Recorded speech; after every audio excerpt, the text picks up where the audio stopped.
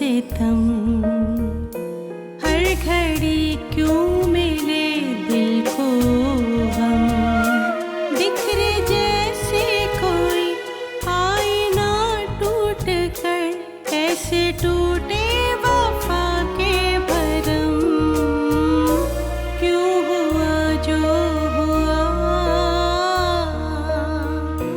क्यों मिली ये सजा। अम्मी, इसमें दानियाल का क्या कसूर? वो तो ये भी नहीं जानता था कि उसकी माँ जिंदा है। तुम किस मिट्टी की बनी हुई हो? तुम्हें कुछ अंदाजा भी है ऐसी औरतों का हमारे मुआशरे में क्या मकाम है? प्लीज,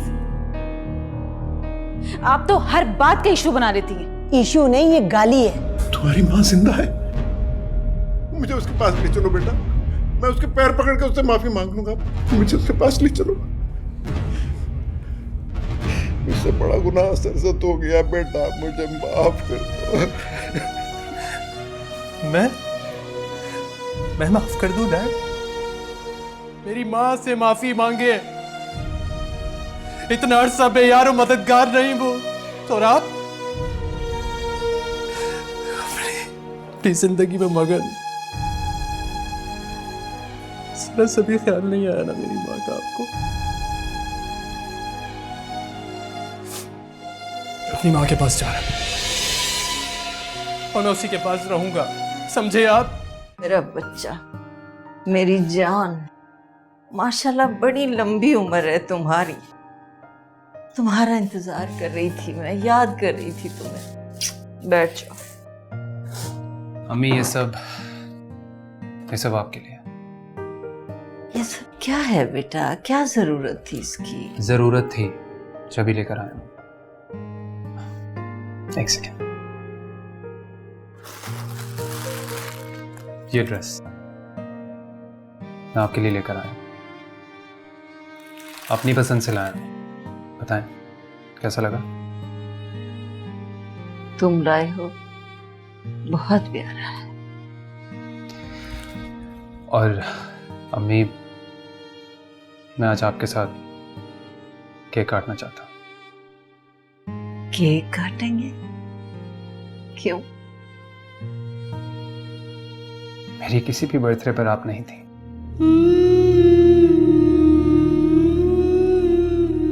तो आज मेरा हाथ थाम कर मेरी जिंदगी की सारी बर्थडेज को सेलिब्रेट करेंगे आप। हाँ बेटा, जरूर सेलिब्रेट करेंगे, जरूर केक काटेंगे। अम्मी, आप मेरे साथ चलें।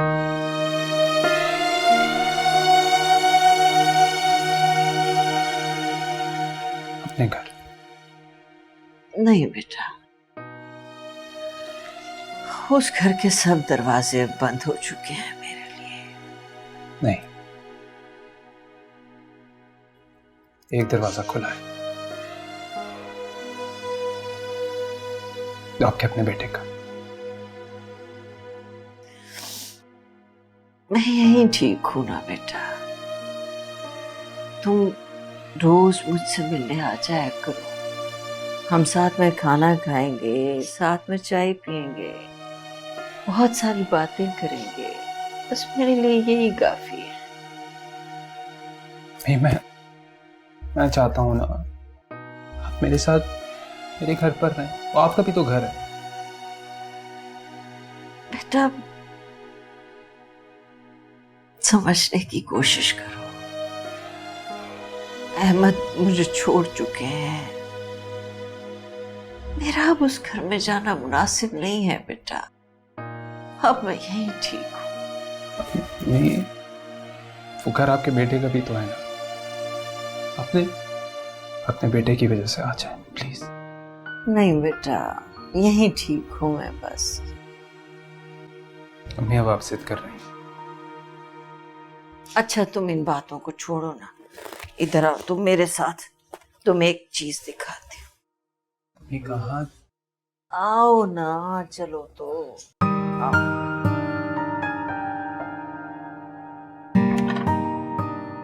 आओ ना, आओ मेरे पास, आओ।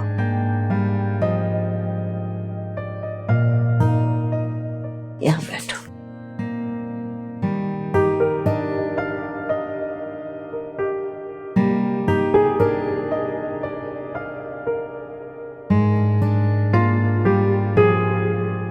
ये देखो, ये देखो। अम्मी, ये मैं हूं ना आपकी गोद में? हाँ, और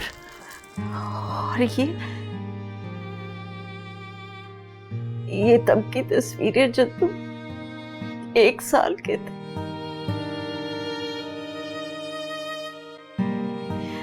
नया नया चलना शुरू किया था तुमने।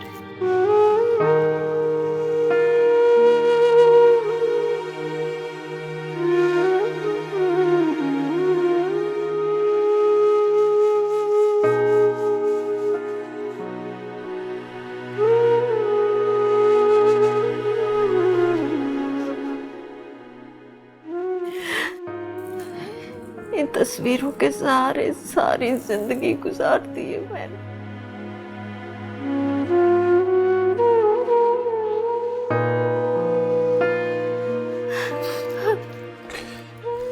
बस अब मैं आपको यहाँ रहने नहीं दूंगा। कल मैं आपको यहाँ से लेने आ रहा हूँ। अब आप मेरे साथ मेरे घर में रहेंगी अम्मी। नहीं नहीं बेटा, ऐसे कैसे? अम्मी बस प्लीज कुछ मत कहिएगा, कुछ मत कहिएगा। जिस तरफ ले चली जिंदगी, चाहतों का सफर है ये किस मोड़ पर, रंजिशें हैं जहाँ हर कदम, क्यों मिली ये सजा, क्यों मिली ये सजा। ये लीजिए जनाब।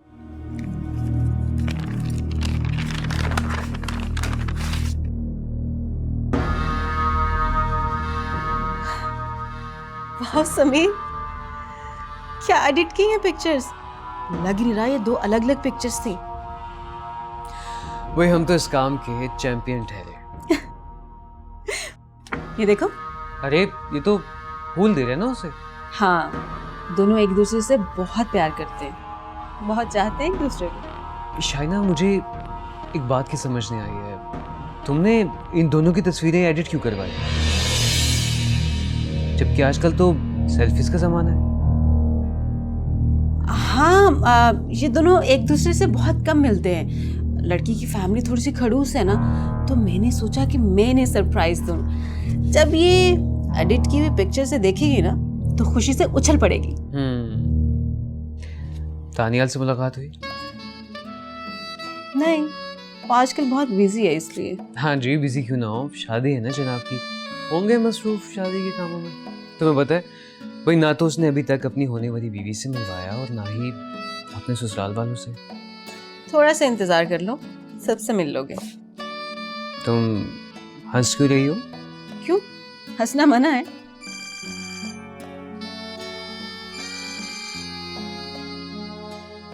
हाँ सुहेल, अरे पहुंच गया तू? अच्छा अच्छा, मैं आ रहा हूँ। अरे आ रहा हूँ ना, सब्र कर जा थोड़ी देर। Okay okay bye.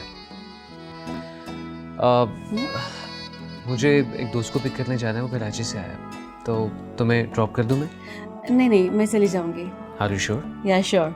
अच्छा चलो फिर मिलते हैं। Okay bye.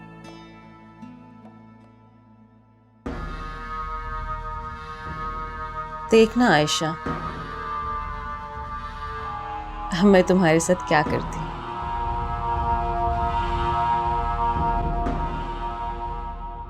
डैड, मैं अम्मी को घर लेकर आ रहा हूँ।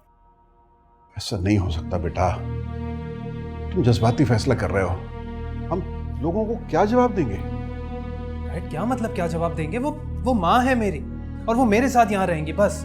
मैं कब कह रहा हूँ कि वो तुम्हारी माँ नहीं है, लेकिन दानियाल खुद सोचो, अगर वो यहाँ रहेंगी तो लोग ये पूछेंगे नहीं कि आज से पहले कहाँ थी और मैंने उन्हें क्यों छोड़ा। मुझे लोगों की कोई परवाह नहीं है। लेकिन मुझे परवाह है बेटा, तुम्हारे रिश्तेदार पूछेंगे, दुनिया पूछेगी, और फिर ये हो सकता है कि तुम्हारे होने वाले ससुराल को इत्तला मिले तो तुम्हारा रिश्ता ना कैंसिल कर दे। देखो, तुम अपनी माँ से मिलो जरूर, लेकिन उन्हें इस घर में मत लाओ। इसी में तुम्हारा और तुम्हारी माँ दोनों का भला है। वरना जिस अजियत और जिल्लत का तुम्हें सामना करना पड़ेगा बेटा, तुम उसके बारे में सोच भी नहीं सकते। डैड, मुझे कुछ समझ नहीं आ रहा। मैं क्या करूं, आप बताएं। देखो बेटा, जैसे चल रहा है इसे वैसे ही चलने दो। इसी में तुम्हारा और तुम्हारी माँ दोनों का भला है। तुम उनकी खिदमत वहां रह के भी तो कर सकते हो।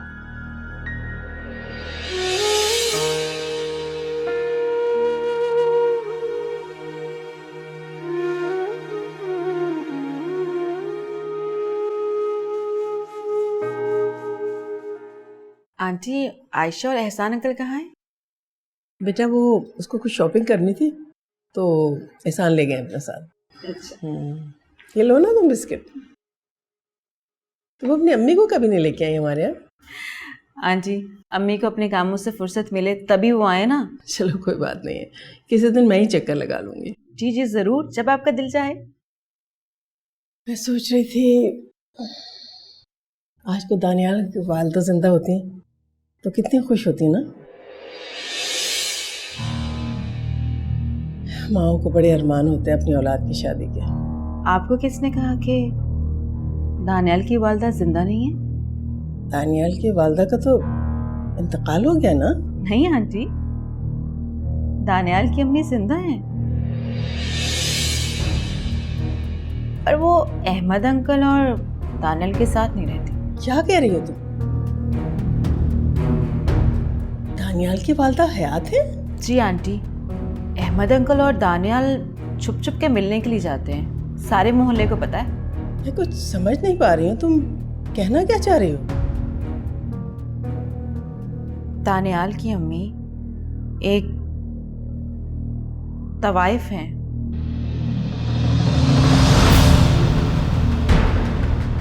क्या वाकई?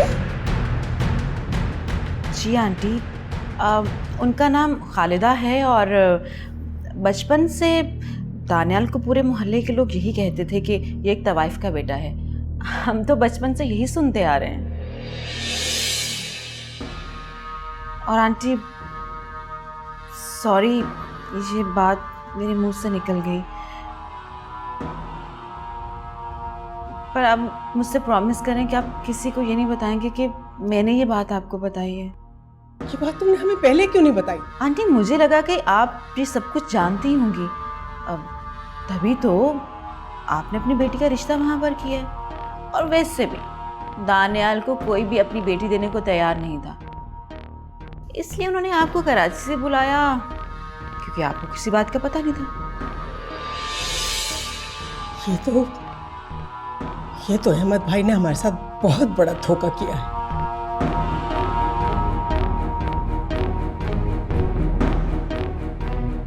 अच्छा आंटी, मैं चलती हूँ, फिर आऊँगी।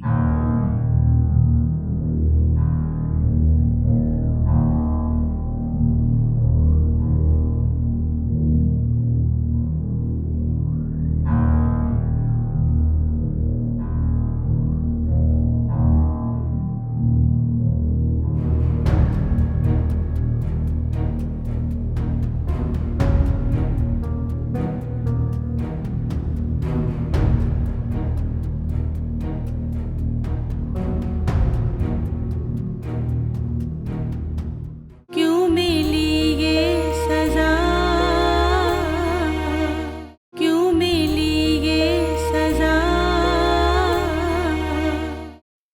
गजाला, कल मेरा बेटा मुझे यहाँ से ले जाएगा, बस फिर मैं हमेशा उसके पास रहूंगी। अरे वाह खाला, तुम्हारी तो किस्मत ही खुल गई। बेटे के घर जा रही हो, ये तो बहुत खुशी की बात है।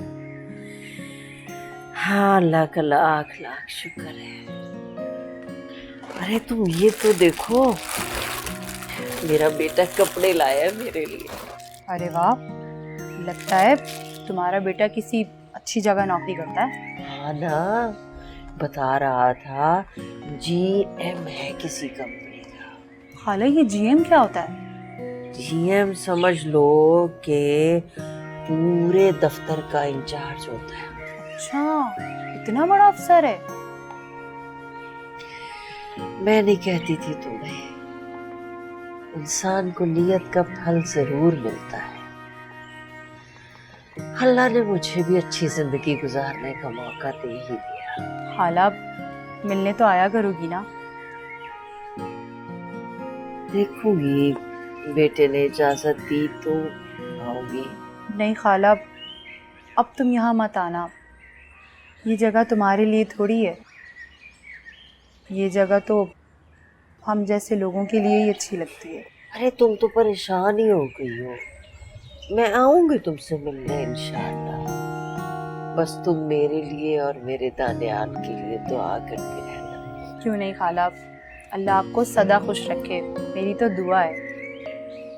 आमीन। अरे भाई ये लो ना एहसान मियाँ। भाई इन सब तकल्लुफात की क्या जरूरत है?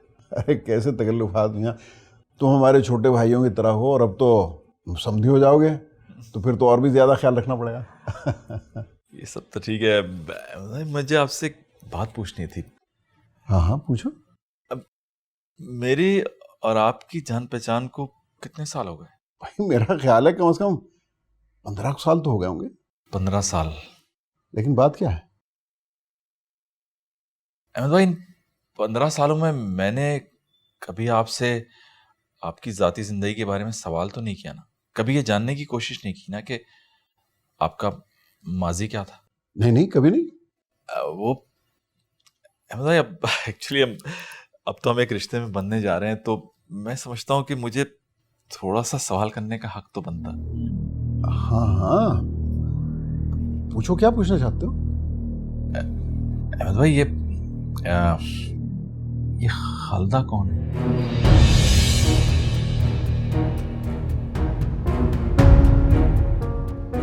अहमद भाई, मैं आपसे पूछ रहा हूँ, ये खालदा कौन है? खालदा मेरी बीवी थी, और जवानी में गलत सोहबत में पड़ के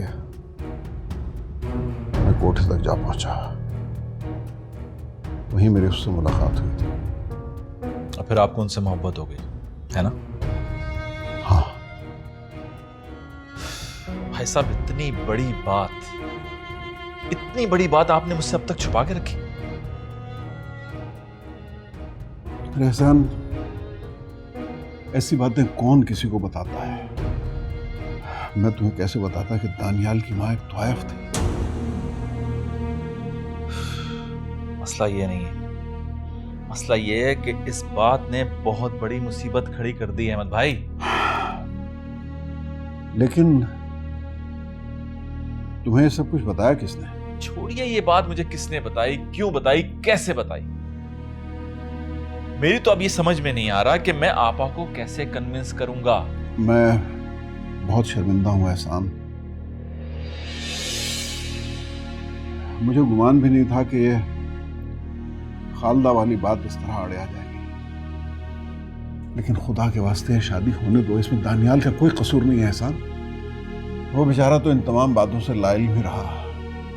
मैंने तो उसे आज तक कुछ नहीं बताया। सब तो ठीक है अहमद भाई, लेकिन अब इस बात का हतमी फैसला आप और आयशा ही कर सकती हैं, और आपको उनके फैसले का इंतजार करना होगा।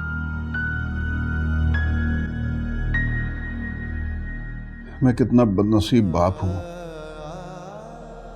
कि मेरी करनियों का फल मेरी औलाद को भुगतना पड़ा। मैंने अपने बेटे की खुशी को सदमे में बदल दिया।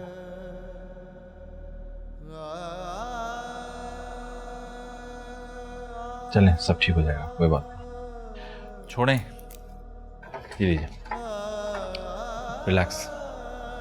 मैं बात करूंगा ना आपसे, मैं हूं आपके साथ, करते हैं कुछ।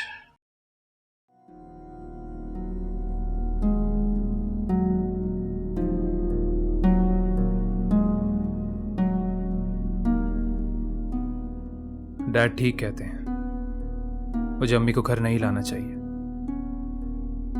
अगर वो इस घर में आई तो लोग तरह तरह की बातें बनाएंगे। किस किस को जवाब देता फिरूंगा मैं, और मेरे ऑफिस में पता चलेगा तो मेरा करियर शुरू होने से पहले ही खत्म हो जाएगा। और अगर ये बात आयशा को और उसके घर वालों को पता चल गई तो कहीं वो रिश्ता ही खत्म ना कर दे। नहीं, मैं अम्मी को यहां नहीं ला सकता, लेकिन मैं उन्हें जिंदगी की वो सारी खुशियां जरूर दूंगा जिससे वो महरूम रही हैं।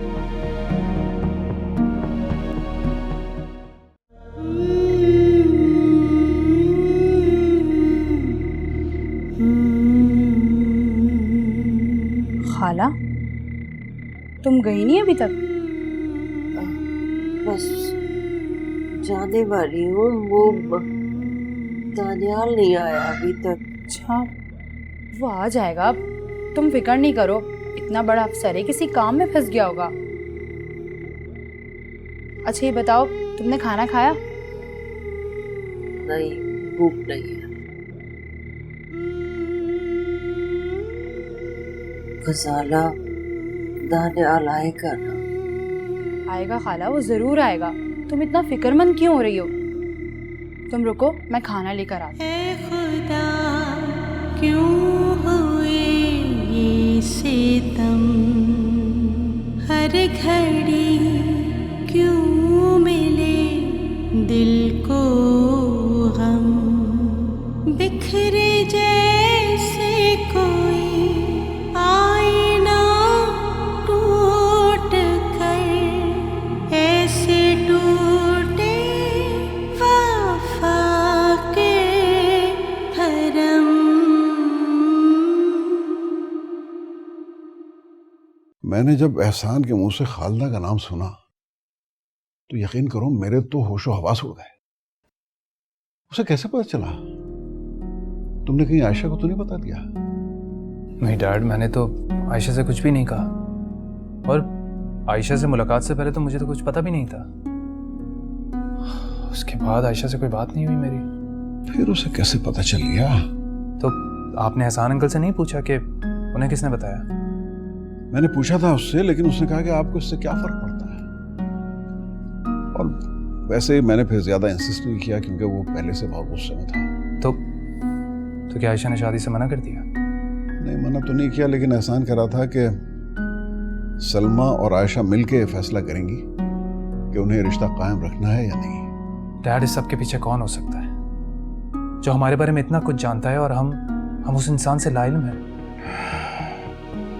हाँ बेटा, बस अल्लाह से दुआ करो कि तुम्हारे ऊपर कोई बात ना आए। मेरी वजह से तुम्हें ये सारे दुख उठाने पड़ रहे हैं। मुझे माफ कर दो बेटा। डैड प्लीज ऐसे मत कहिए। मैं आपका गिल्ट समझ सकता हूँ, लेकिन अभी सबसे ज़्यादा इम्पोर्टेंट ये है कि उन्हें कन्विंस किया जाए शादी के लिए, और आप कर सकते हैं। लेकिन अगर आयशा ने शादी से इनकार कर दिया फिर क्या करेंगे? फिर मैं उसे अपनी किस्मत समझ लूंगा डैड, और क्या। क्यों मिली ये सजा, क्यों मिली ये सजा।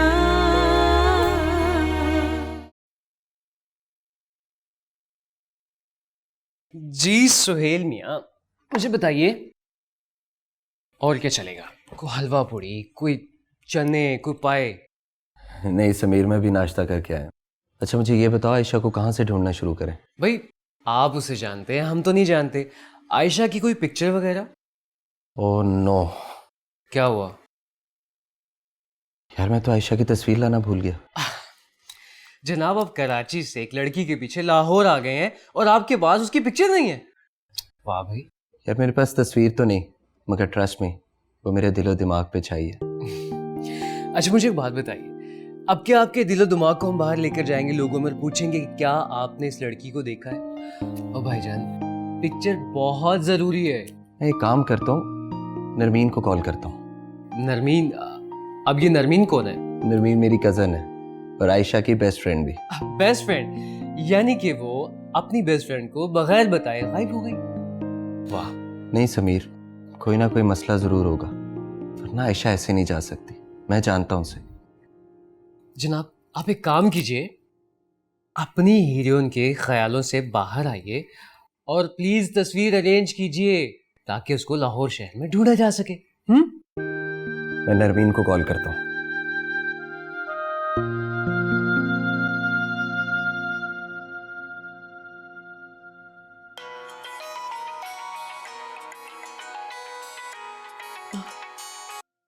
हाँ, तुम्हें आयशा मिल गई सोहेल?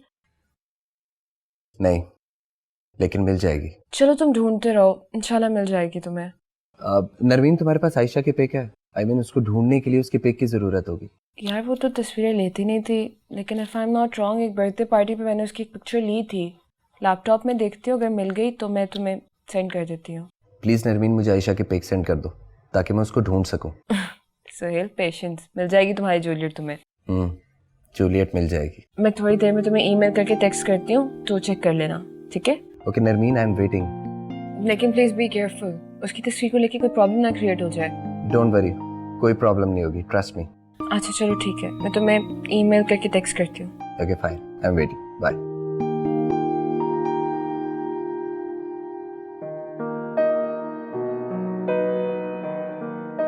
अगर आयशा ने इस रिश्ते से इनकार कर दिया तो मैं क्या करूंगा?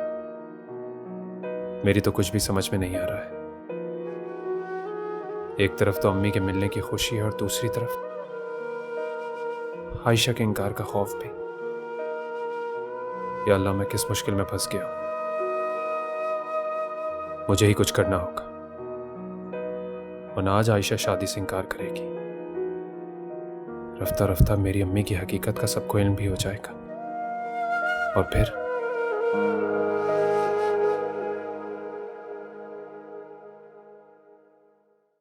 नहीं नहीं एहसान मियाँ, मैं ऐसे लड़के से अपनी बेटी की शादी नहीं कर सकती जिसकी माँ का ताल्लुक उस किस्म के पेशे से हो।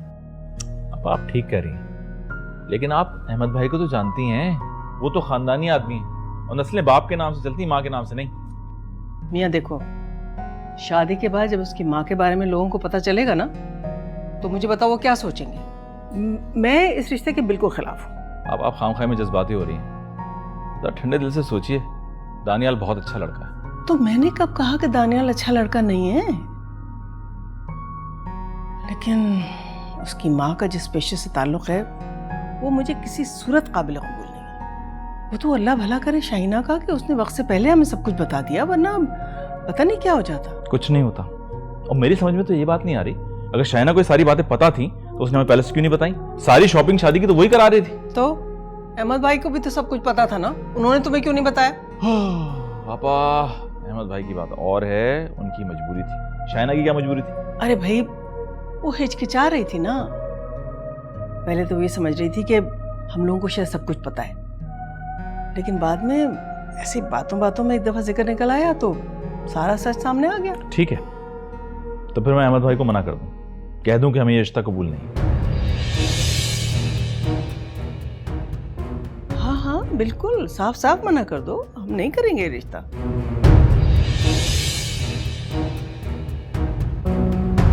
बात सुने, एक दफा आयशा से ना पूछ लें, शादी तो उसने करनी है। नहीं नहीं, आयशा से पूछने की कोई जरूरत नहीं है। अरे आपा, देखता हूं।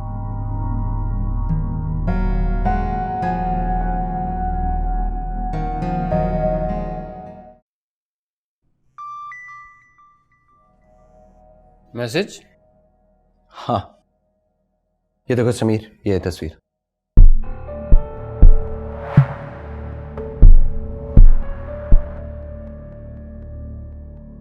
क्या हुआ? नहीं कुछ नहीं। Are you okay? हाँ बिल्कुल। पिक्चर आ गई, अब क्या करना? हाँ चलते हैं, मैं जरा फ्रेश हूँ, ठीक है? ओके।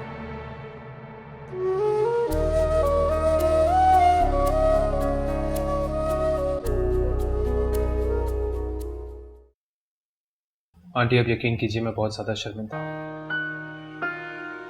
साहब अंकल, मैं इस सब के बारे में लालिम था, बचपन से लेके आज तक अपने आप को सिर्फ बिन माँ का समझा था। मैं दूसरों की माँ को देखकर अपनी माँ की कमी महसूस होती थी, और अब जबकि मुझे अपनी माँ मिल गई तो सब्र से काम लो बेटा, सब्र से। अंकल आप ही बताएं, औलाद के लिए माँ तो माँ होती है ना, दुनिया वाले चाहे कुछ भी कहें, ये सब ठीक है दानियाल कि वो तुम्हारी माँ है, इस बात को कोई नहीं झुटला सकता, लेकिन आयशा की तुम्हारे साथ शादी नहीं हो सकती। आप देखें, दानियाल खुद यहाँ आया है ताकि तमाम गलतफहमियां दूर हो सके। आप सोच समझ के कोई फैसला कीजिए। ऐसी बातों में क्या सोचना है? आंटी आप मेरे डैड की गलतियों की सजा मुझे क्यों दे रही हैं? मैं आयशा को पसंद करता हूँ, उससे शादी करना चाहता हूँ।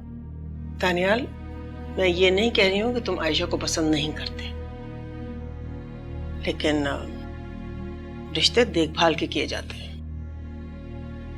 अब आप और क्या देखना है? देखिए, दानियाल हमारे सामने मौजूद है और भाई साहब को हम पिछले 25 साल से जानते हैं। और क्या जानना चाहती हैं आप? मैं कुछ नहीं चाहती। आपा देखें, एक बार फिर से सोच लें, ऐसा ना हो बाद में पछताना। देखो मियाँ, मैं पछताती उस वक्त जब आयशा और दानियाल की शादी हो जाती और उसके बाद मुझे पता चलता उनकी वालदा के बारे में। आपा मुझे लग रहा है कि आप जल्दबाजी में कोई गलत फैसला ना कर लें। फैसला तो हो गया एहसान मियाँ, दानियाल मेरा दामाद नहीं बनेगा। कैसी बातें कर रही हैं? अहमद भाई हमारे खानदानी दोस्त हैं और इस रिश्ते के मसले में हम उनको जुबान दे चुके हैं। जबान उनको दी जाती है जो सच बोलते हैं, झूठे और दगाबाज लोगों को नहीं।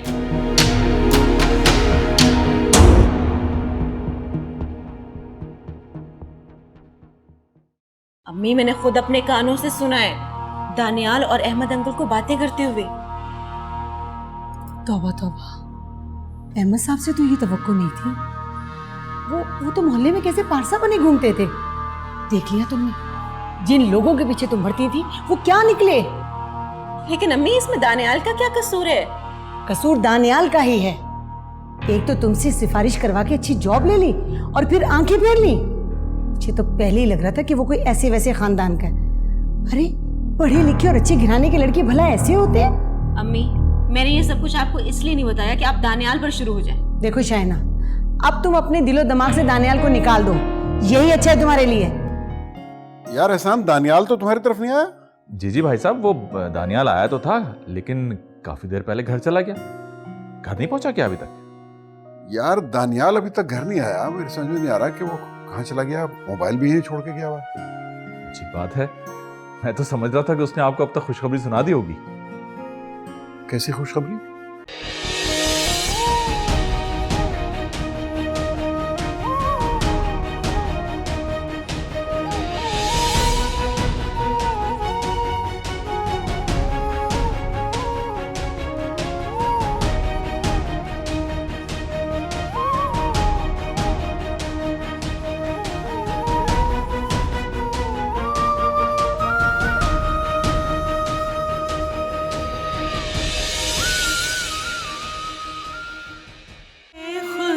क्यों हुए ये सितम, हर घड़ी क्यों मिले दिल को हम, बिखरे जैसे कोई आईना टूट कर, ऐसे टूटे वफा के भरम, क्यों हुआ जो हुआ,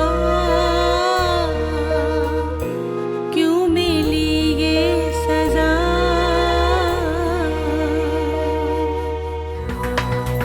ATV, सारे रंग हमारे।